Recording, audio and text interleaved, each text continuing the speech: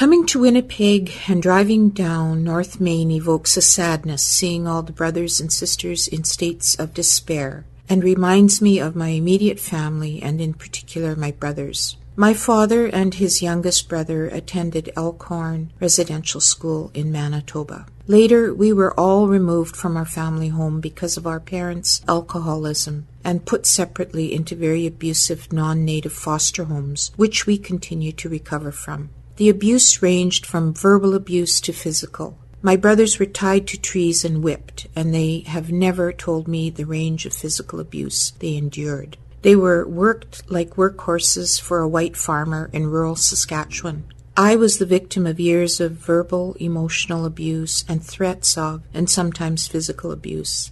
I was also a student for 3 years at a large residential convent, where I learned many good things like music and arts, but was discriminated against like all Indian girls were at that school.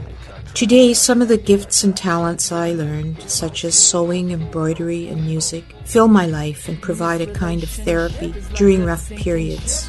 I have one brother who has quit alcohol as a result of being on death's doorstep many times.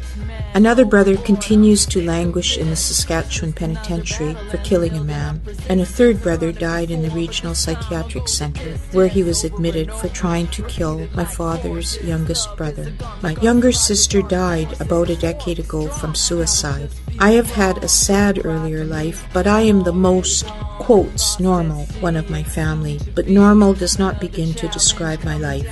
As a university professor, I see my family patterns in the lives of some of my students whose inability to heal has great impact in their self-esteem and success. Negative self-esteem keeps some of my students in violent and non-supportive marital relationships and often is a cause of their inability to achieve in higher learning.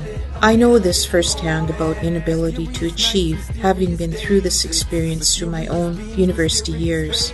I have a deep desire to give my students some of the amazing experiences that I have had in order to better build lives, nations, and communities.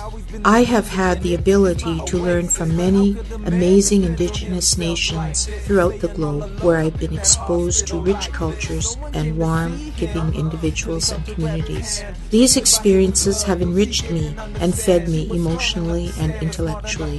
Finally, I had the great fortune to attend, while in Winnipeg this trip, the Settee family reunion.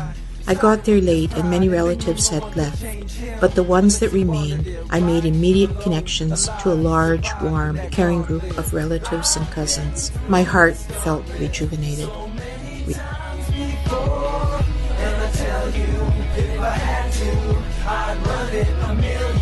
My definition of the God that means that I accept the challenge.